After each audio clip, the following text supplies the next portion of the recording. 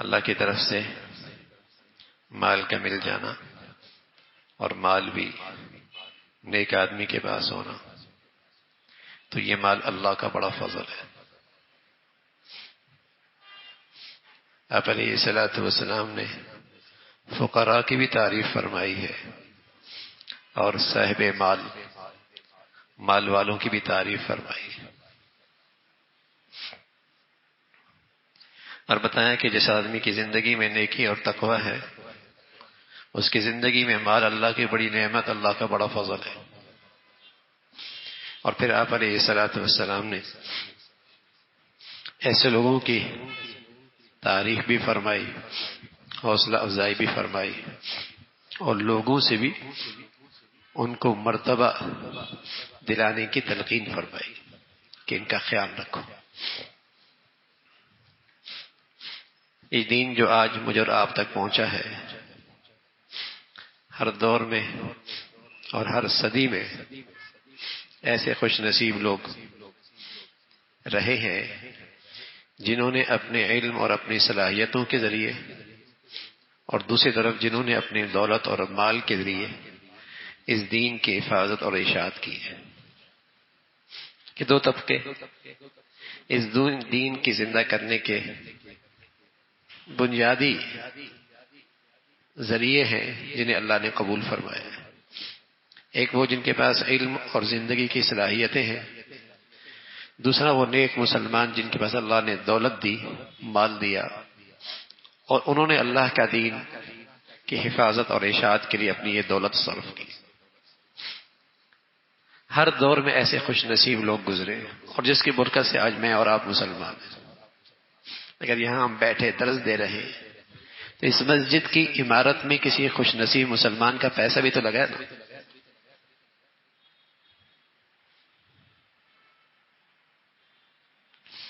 اور اس مسجد کی ذمہ داریاں جتنی ہو رہی ہیں، جتنی اخراجات ہو رہے ہیں، وہ بھی تو کوئی خوش نصیب مسلمان خرچ کر رہا ہے نا۔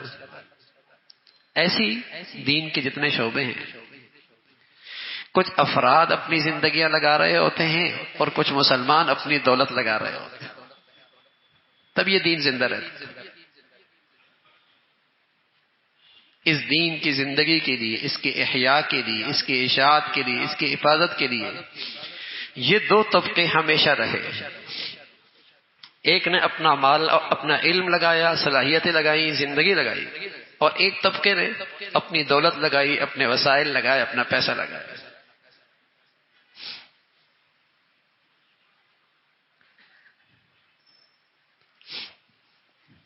پاکستان میں،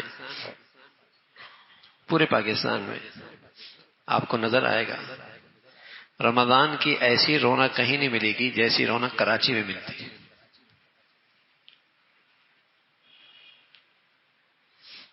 پورے پاکستان میں آپ کو رمضان کی ایسی رونق باہر کہیں نہیں ملے گی جیسے کراچی میں ملے گی۔ کیوں؟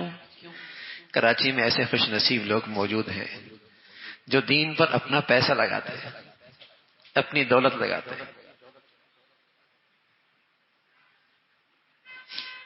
باقی صوبوں میں آپ کو نمازی مل جائیں گے، حاجی مل جائیں گے، روزہ دار مل جائیں گے، لیکن اللہ کے دین کے لیے پیسہ لگانا ان کے لیے ذرا مشکل ہوتا ہے۔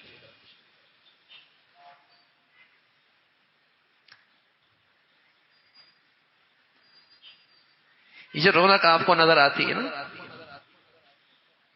جیسے گھر خوبصورت ایسے اللہ کے گھر بھی خوبصورت،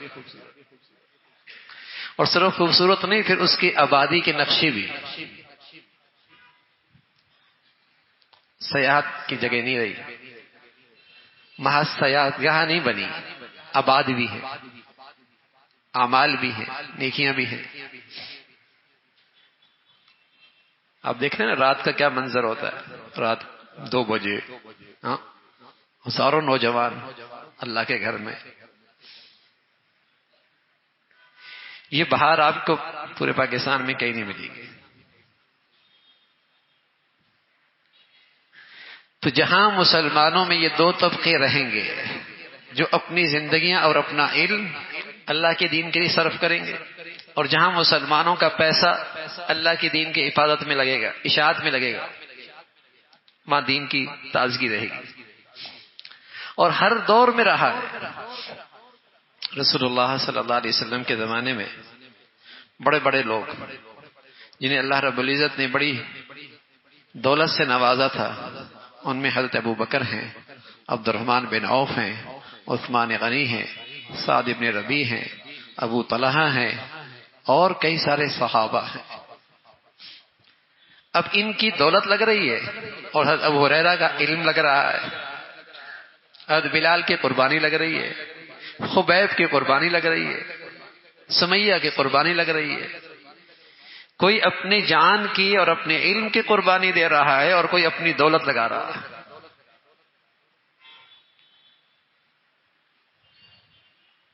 یہ ہر دور میں رہا، اور رسول اللہ صلی اللہ علیہ وسلم نے ان دونوں طبقوں کے بارے میں فرمایا یہ قابل رشک ہیں، تم تمنا کرو کاش کہ میں بھی ایسا ہوتا۔ آپ علیہ الصلوۃ والسلام نے فرمایا جس کو اللہ نے علم دیا ہو، زندگی دی ہو، اور پھر اس کا علم اللہ کے دین کی حفاظت اور اشاعت میں لگ رہا ہو، رشک کرو کاش کہ میں ایسا ہوتا، میری اولاد ایسی ہو۔ جس کو اللہ نے دولت دی، مال دیا، اور پھر اللہ کے راہ میں خرچ کر رہا ہے، صرف کر رہا ہے اس کو راضی کرنے کے لیے، فرمایا رش کرو، دعا کرو کاش کہ میں بھی ایسا ہوتا۔ دونوں خوش نصیب۔ جس کے پیسہ دین پہ لگتا ہے نا، اس کی اولادوں میں دین ضرور آتا ہے، اس کی نسلوں میں دین ضرور آتا ہے، اس کی نسلوں میں دین ضرور آتا ہے، اس لیے کہ دین کی عظمت میں اس کی دولت لگ رہی ہے تو اس کی نسلوں میں بھی پھر اس کا دین آتا ہے۔ اور جس کا علم اور جس کی صلاحیتیں دین پہ لگتی ہیں اس کی نسلوں کے اندر بھی دین آتا ہے۔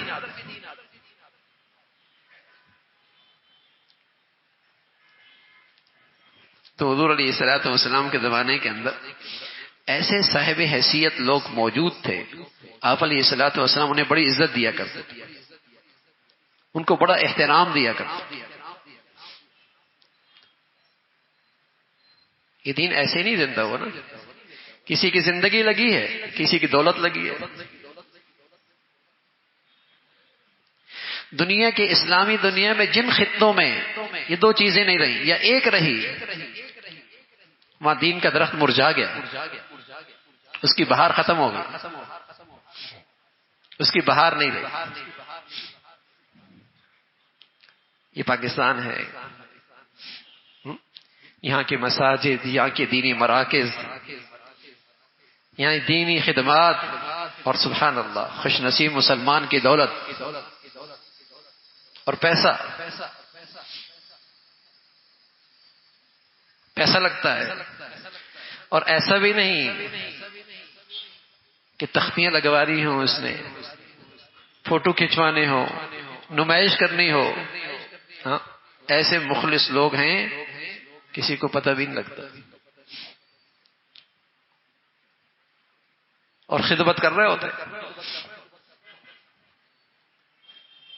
اس کی بدولت ہے کہ آج یہ آپ کو یہ دین کا ماحول نظر آتا ہے، دین کی یہ زندگی آپ کو نظر آتی ہے۔ میں آپ کو اپنے اس چھوٹے سے ادارے کے بارے میں بتاؤں، ایک سال میں اس ادارے نے، جو پورے ملک میں یہ ادارہ ہے، 441 بچے حافظ اپنے قوم کو دیے۔ ایک ادارے میں 441 بچے ایک سال میں حافظ دیے۔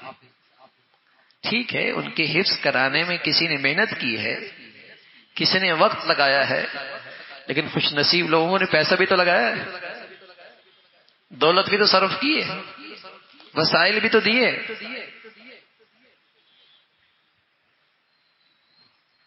پاکستان میں ایک سال میں، اس سال پچھلے سال ایک سال میں 1 لاکھ سے اوپر بچے حافظ بنے، ایک سال میں۔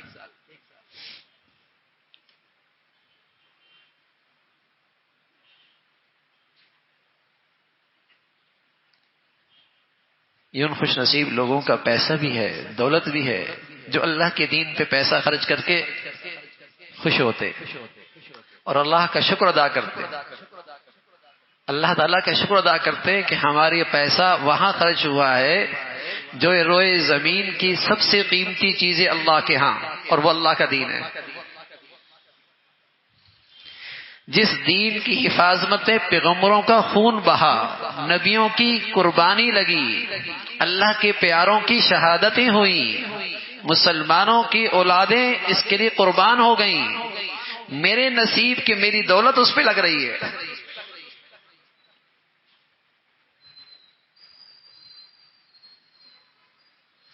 بتائیے نا، اللہ کے نبی کی کسی سے کوئی ذاتی دشمنی تھی کیا؟ جو آپ نے پتھر کھائے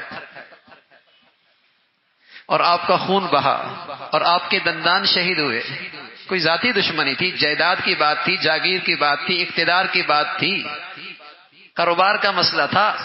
وہ تو کہتے تھے جاگیردار بننا ہے تو زمینیں پیش کر دیتے ہیں، لیڈر بننا ہے تو رئیس بننا چاہتے ہیں تو آپ کو سردار بنا لیتے ہیں، حسن چاہیے تو مکہ کا حسن پیش کر دیتے ہیں، لیکن آپ فرمان لگے نہیں میں تو اللہ کا دین زندہ کرنا چاہتا ہوں۔ کہنا یہ برداشت نہیں۔ تو جس دین پر پیارے نبی کا خون بہا ہے، آج اگر اس پر مسلمان کی پیسہ اور سرمایہ لگتا ہے تو خوش نصیبی ہے نا، اور جس خوش نصیب کی اولادیں لگ جاتی ہیں اس پہ تو خوش قسمتی ہے نا۔ اور قسم خدا کی ہر ایک کی دولت قبول بھی نہیں ہوتی، ہر ایک کا پیسہ اس عظیم کام کے لیے قبول بھی نہیں ہوتا۔ میرے پاس ایک صاحب آئے، ادارہ ہے ماشاءاللہ نا بڑا، تقریباً 70 ایکڑ پر ہے اور شاندار اللہ رب العزت نے عمارتیں بھی بنوا دی۔ ایک صاحب آئے، بہت اچھا لگا اسے، کہنے لگا پیسہ کہاں سے آتا ہے؟ میں نے اس سے کہا آپ نے کبھی عالم دین پر اعتماد کر کے 5,000 اس کو نہیں دیے تو میں کیسے آپ کو یقین دلاؤں کہ مسلمانوں میں ایسی بھی ہے جو مولوی صاحب کو 5 کروڑ بھی دے دیتے ہیں؟ آپ کو تو سمجھ میں نہیں آئے گی، آپ کی کھوپڑی میں یہ آئے گی بھی نہیں۔ جب آپ کے دل میں ایک عالم دین کی اتنی قدر نہیں ہے، اتنا اعتماد نہیں ہے کہ زندگی بھر تم نے عزت اور احترام سے اسے 5,000 نہیں دیے دین کی حفاظت کے لیے، تو میں تمہیں کیسے سمجھاؤں کہ مسلمانوں میں ایسے بھی ہیں جو اس پر اعتماد کر کے 5 کروڑ 10 کروڑ بھی دے دیتے ہیں اور یہ بھی نہیں پوچھتے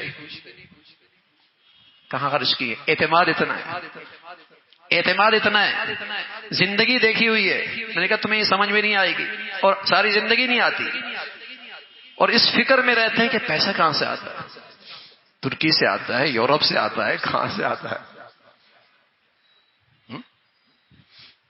ان کو اپنی عیاشیوں پہ خرچ کرنا تو سمجھ میں آتا ہے، ان کو اپنی عیاشیوں میں خرچ کرنا تو آتا ہے، لیکن دین کی شکلوں میں خرچ کرنا انہیں سمجھ میں نہیں آتا، کبھی کیا نہیں، کبھی کیا نہیں۔ تو رسول اللہ صلی اللہ علیہ وسلم نے ایسے لوگوں کی حوصلہ افزائی کی، تعریف کی۔ بڑے لوگ تھے اس زمانے میں، حضور علیہ الصلوۃ والسلام ایک دن فرمانا کہ ابو بکر تیرے مال نے مجھے بڑا نفع دیا، اور سبحان اللہ ابو بکر رضی اللہ تعالیٰ رونے لگ گئے، کہا یا رسول اللہ میرے مال نے آپ کو نفع دیا ہے؟ میرا مال تو ہے ہی آپ کا، اور میری تو جان بھی آپ کی ہے، آپ کے لیے حاضر ہے۔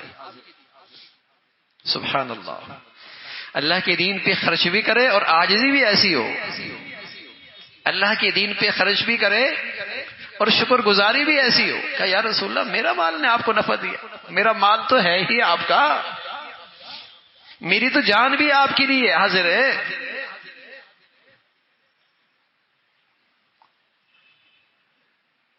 میرے مال کی کیا حیثیت، یہ تو میری خوش نصیبی ہے کہ آپ میرا مال لے لیتے اور اللہ رب العزت میرا مال اپنی دین کے لیے قبول کر لیتا ہے، یہ تو میری خوش نصیبی ہے۔ ورنہ میرے عزیزوں میرا اللہ میرے اور آپ کا تھوڑی محتاج ہے، نہ میرے علم کا محتاج، نہ میری زندگی کا محتاج، نہ میرے مال کا محتاج۔ جو اللہ کریم زمین پہ پہاڑ گاڑ سکتا ہے، سمندر بہا سکتا ہے، دریا بہا سکتا ہے، آسمان نما چھت بنا سکتا ہے، گلی کوچوں میں اس کے لیے اپنا گھر بنانا کیا مشکل ہے؟ گھر گھر کے اندر دین کا پیغام پہنچانا اس ذات کے لیے کیا مشکل ہے؟ پہاڑ گاڑ دیے، سمندر بنا دیے، دریا بہا دیے، آسمان نما چھت بنا دیا، یہ سارے کائنات کے اندر غیر معمولی مخلوقات پیدا کر دی، اس کے لیے اپنا گھر بنانا کیا مشکل ہے؟ فرشتوں کہہ دیتا بنا دیتے۔ لیکن ان لوگوں کے نصیب جاگنے نا، اقبال بلند ہونے ہیں، درجات بلند ہونے ہیں، آخرت بڑھیا ہونی ہے، جن کی زندگیاں، جن کی اولادیں، جن کی صلاحیتیں، جن کی دولت اللہ کے دین کی حفاظت میں لگے، ان کے نصیب جاگنے ہیں۔ اللہ کریم انہیں نوازنا چاہتا ہے اس امت میں۔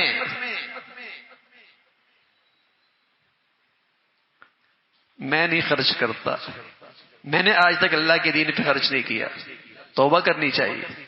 شاید تیرا مال اتنا صاف ہی نہیں ہے کہ اس پہ قبولیت آ جائے، اتنا پاک ہی نہیں ہے کہ اتنے عظیم دین کے لیے قبول ہو۔